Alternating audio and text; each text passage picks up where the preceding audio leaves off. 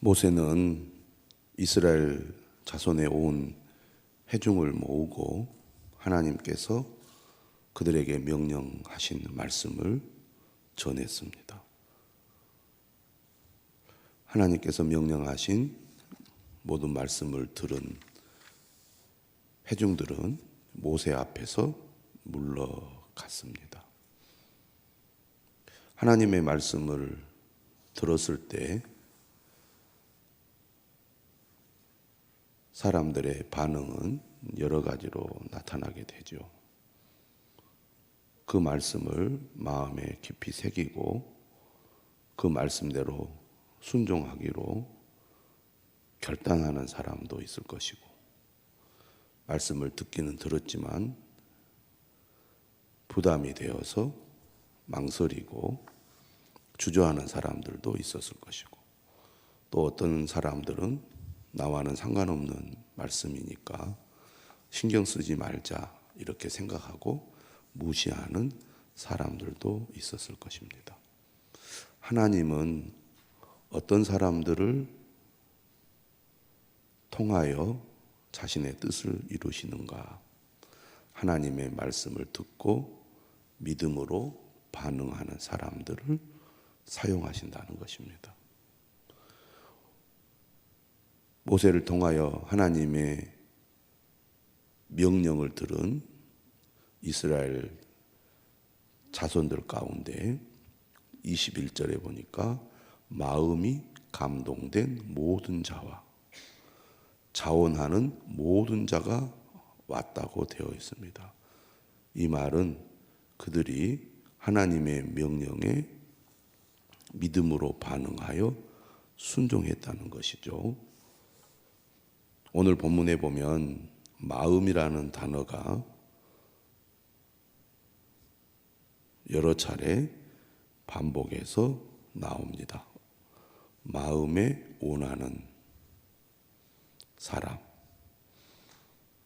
마음이 감동된 사람, 자원하는 사람, 이런 표현들이 나오는데, 어제도 말씀드렸듯이 하나님은 우리가 하나님을 믿고 섬길 때 그 중심에 하나님을 향한 진실한 마음, 더 나아가 하나님을 사랑하기를 원하신다는 겁니다.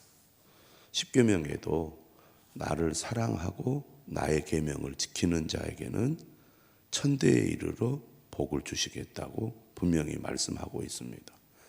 하나님을 진실로 믿고 섬긴다는 것은 하나님의 은혜에 대한 감사가 그 안에 있어서 그 은혜를 깨달아서 하나님을 향한 사랑의 마음이 그 속에서 생겨나는 것이죠. 하나님은 우리를 지으시고 부르실 때 로봇처럼 하나님의 명령을 수행하는 사람이 아니라 마음이 감동되고 마음에 하나님을 향한 사랑이 우러나와서 자원하여 하나님을 가까이 하고 하나님을 섬기고 하나님을 따르기를 원하신다는 것입니다. 그러므로 믿음이 좋다, 믿음이 성장한다, 하나님이 기뻐하시는 참된 믿음이다 라고 우리가 말할 때 그 중심에는 하나님을 향한 사랑이 있는 것이죠. 그러므로 우리가 스스로 나의 믿음을 점검해 볼 때 내 안에 하나님을 향한 사랑이 있는가를 점검해 볼 필요가 있습니다. 다시 말하면 겉으로 드러나는 어떤 행동을 보고 내가 요즘 믿음 생활을 잘하고 있다, 요즘 믿음이 참 좋은 것 같아 라고 우리가 자신을 평가할 것이 아니라 내 마음 중심에 하나님을 향한 사랑이 어느 정도인가를 보고 내 믿음의 상태를 점검할 필요가 있다는 것이죠. 사랑한다는 것은 사랑을 받을 때 내 안에 상대방을 향한 사랑이 생겨나는 것입니다. 사랑이라는 것은 상호적인 것이죠. 하나님의 사랑이 클수록 내 안에 하나님을 향한 사랑도 커지게 됩니다. 그러니까 우리가 하나님을 더욱 사랑하려면 하나님의 사랑을 우리가 더욱 풍성하게 받아야 되겠죠.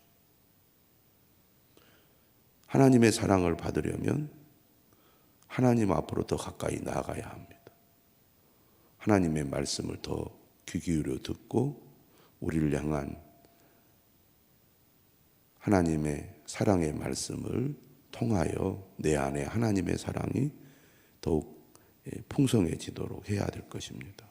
하나님을 멀리 할수록 하나님이 나를 사랑한다는 것을 느끼기가 어렵고, 하나님의 사랑을 느끼기가 어렵고 깨닫지 못할수록 나 또한 하나님을 향한 사랑이 약해지고 멀어질 수밖에 없습니다. 그러므로 우리는 어떻게 해서든지 하나님의 은혜를 받으려고 하고, 하나님께서 나를 얼마나 사랑하시는지를 말씀을 통하여 기도하는 가운데, 또 하나님의 말씀을 따라 살아가는 가운데 경험해야 할 것입니다. 물론 이것은 감정적인 것만을 의미하는 것이 아닙니다. 우리가 말씀을 깨달을수록 믿음의 시각으로 내 삶의 환경을 바라볼수록 그런 은혜가 임하겠지요.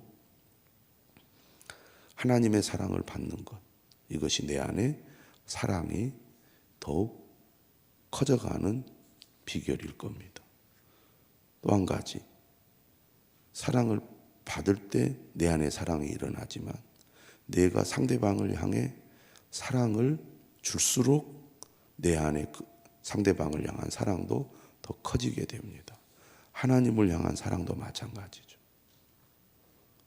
내가 하나님을 더욱 사랑할수록 하나님을 향한 사랑이 내 안에 더 커져갑니다. 식물을 가꾸어 보신 분들은 경험하겠지만 관심이 없이 그저 지나칠 때는 식물이 메말라 가는지 잘 자라는지 별로 눈여겨보지 않습니다. 그런데 늘 물을 주거나 또 식물을 이렇게 신경을 써서 가꾸는 사람은 항상 살펴보게 되죠. 오늘은 상태가 어떤가? 또 그 다음 날도 오늘은 상태가 어떤가? 어떤 식물들은 잎사귀를 닦아줘야 되고 또 가지치기도 해줘야 됩니다. 나무 하나에 그렇게 관심을 가지고 정성을 기울이면 그 나무를 아끼는 마음도 더 커져가게 되죠. 그러면 그 나무를 향한 사랑도 더 커지게 됩니다. 어떤 사람들은 말도 걸고 대화도 나누고 그렇게 사랑의 마음을 식물이나 동물과도 나누게 되는데,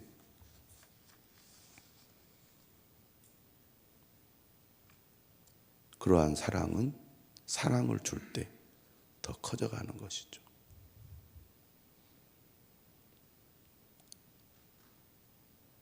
경상도에 가면 청도가 있는데 청도 소싸움이 있습니다. 뭐 이쪽 사람들은 별로 잘 관심도 없지만 영남에 있는 사람들은 소싸움에 상당히 관심이 있습니다. 제가 TV를 보면서 소 무덤이 있는 걸 봤습니다. 소 무덤이 있어요. 그리고 소를 향한 사랑이 극진합니다. 비석도 세워줬습니다. 소에게 얼마나 지극정성을 다하는지 몰라요. 소를 사랑하는 마음이 대단하더라고요. 귀하고 값진 것을 먹이더라고요.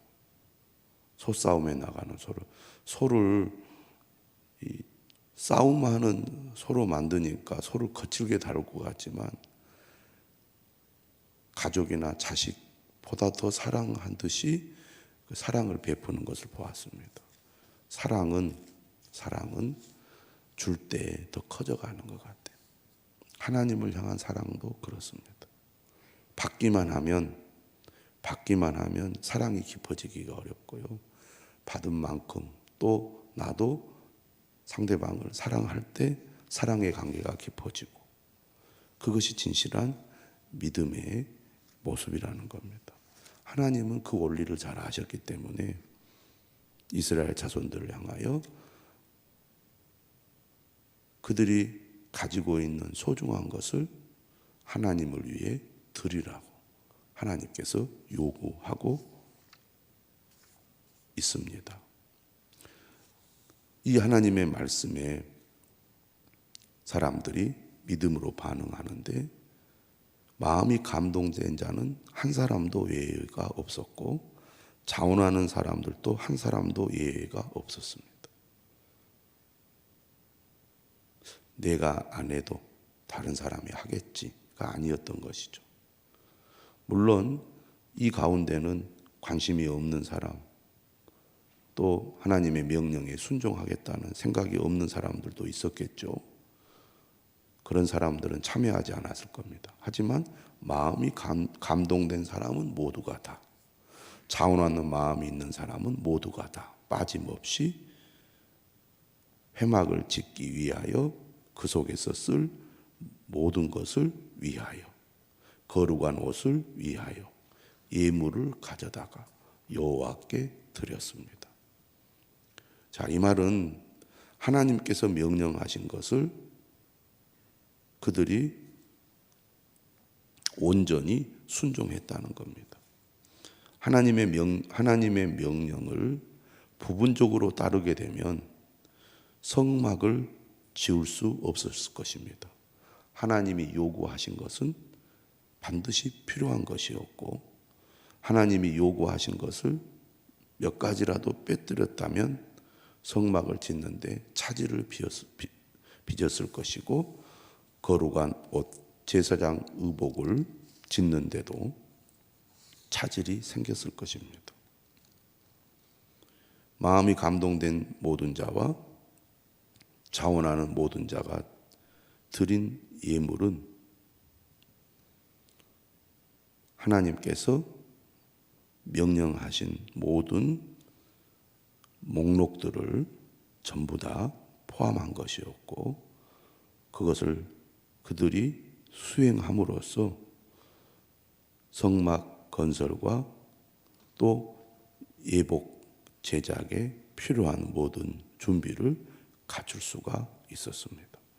오늘 22절에 말하죠. 곧 마음에 원하는 남녀가 와서 하나님을 향한 진실한 마음, 하나님을 향한 사랑의 마음을 가지고 기꺼이 하나님께 드리기를 기뻐하는 사람이 되어야 하겠습니다. 하나님께 드릴 때 아까워서 어쩔 수 없이 드리는 것은 하나님이 기뻐하지 않습니다. 하나님께서는 가장 소중한 것을 먼저 하나님을 위해 드릴 수 있는 마음을 우리가 갖기를 원하십니다. 팔찌와 귀고리와 가락지와 목걸이, 어떻게 보면 아름다움을 위해서 여성들에게는 꼭 필요한 것이고, 또 이러한 것들을 사람들이 많이 소유하고 있지도 않았을 것입니다. 그런데 하나님을 위해서 자기들이 아끼는 것을 아까워하지 않고 기쁜 마음으로 하나님 앞에 드렸다는 것이죠.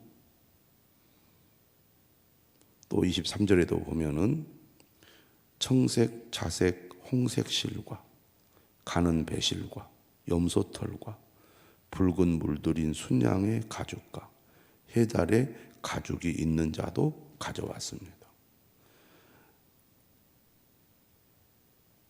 청색, 자색, 홍색 실, 귀한 실이죠. 천막을 치고 옷을 해 입고 그리고 잠을 자는데 필요한 이불과 같은 생활에 꼭 필요한 재료들입니다. 이러한 것들을 하나님을 위해 드린 것이죠. 하나님께서는 우리가 소중하지 않는 것, 또 필요하지 않는 것을 드리라고 하지 않습니다. 우리는 쓰다가 남은 것, 나는 없어도 되니까 하나님 앞에 드리자.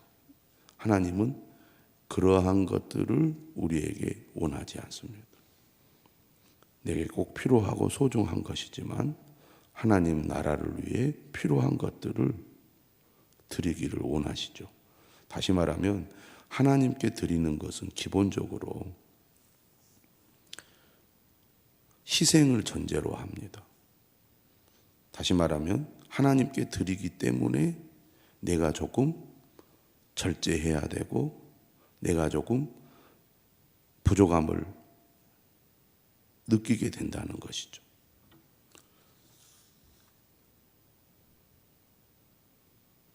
내가 할 수 있는 모든 것을 다 누리고 난 다음에 그래도 남은 것이 있으면 하나님께 드리는 것을 하나님은 원하시지 않고 소중한 것을 먼저 하나님 앞에 드리고 그리고 나머지를 가지고 하나님께서 주신 은혜에 감사하여 자신을 위해 쓰는 것을 하나님은 원하신다는 겁니다.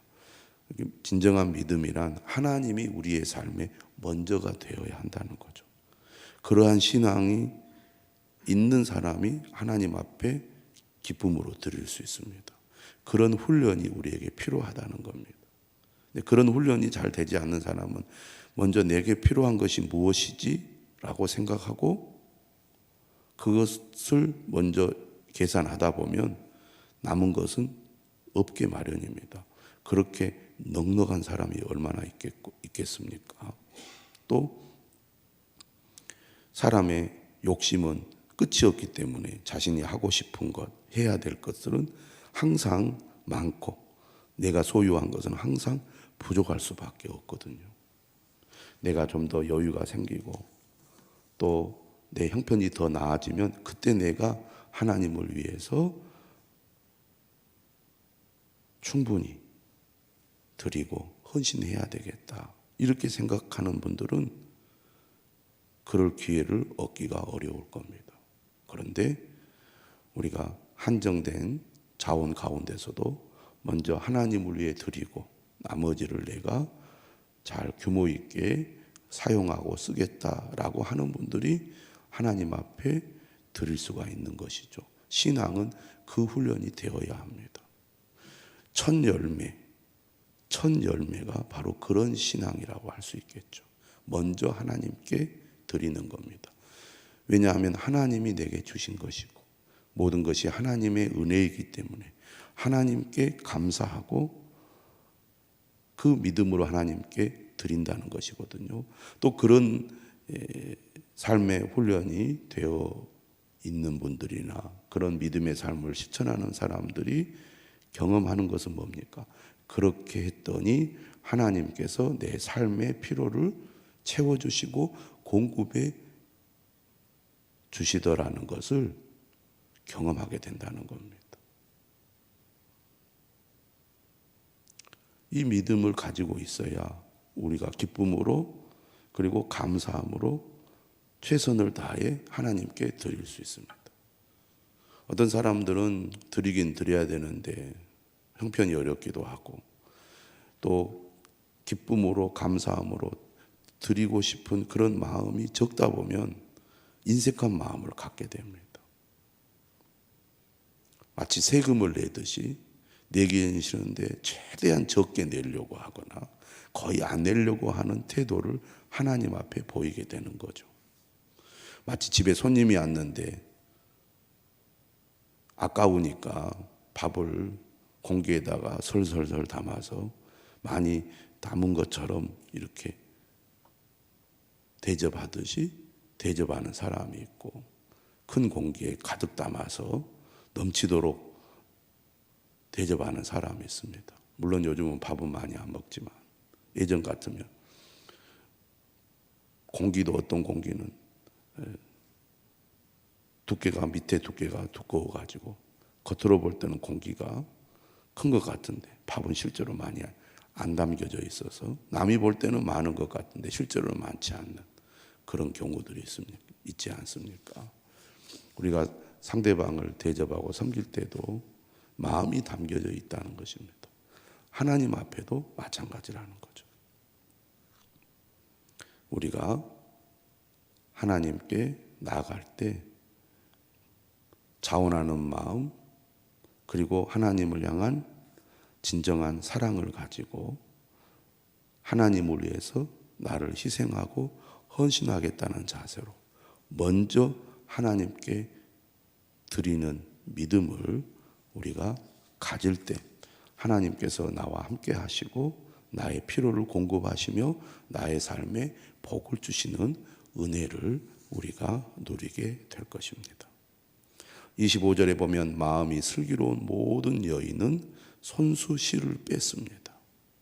하나님을 섬기는 것은 물질로 드리는 것도 중요하지만 행동으로 또 몸으로 주님을 섬기는 것 또한 중요하다고 할 수가 있겠습니다. 더 나아가 27절에 보면 모든 족장은 이라는 말이 나옵니다. 하나님 앞에 드리는 데에 있어서도 지도자들, 리더들,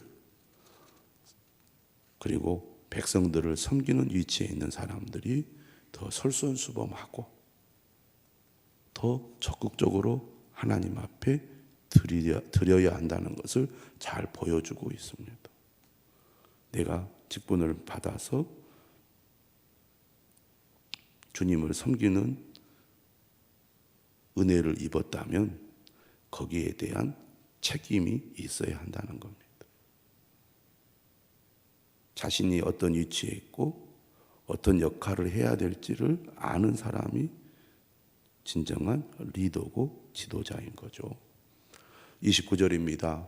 마음에 자원하는 남녀는 누구나 여호와께서 모세의 손을 빌어 명령하신 모든 것을 만들기 위하여 물품을 드렸으니 이것이 이스라엘의 자손이 여호와께 자원하여 드린 예물이니라.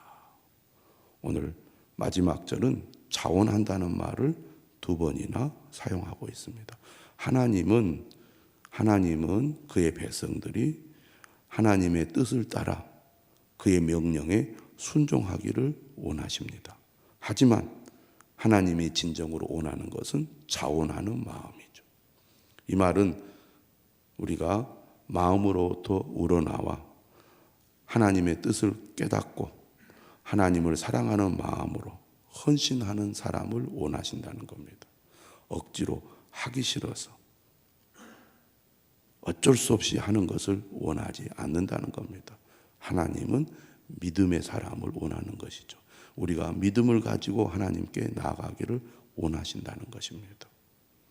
이러한 자원하는 사람들의 헌신을 통하여 하나님과 다시 언약을 체결한 이스라엘 백성들이 하나님이 함께하고 거주하는 성막을 지을 준비를 갖추게 됩니다.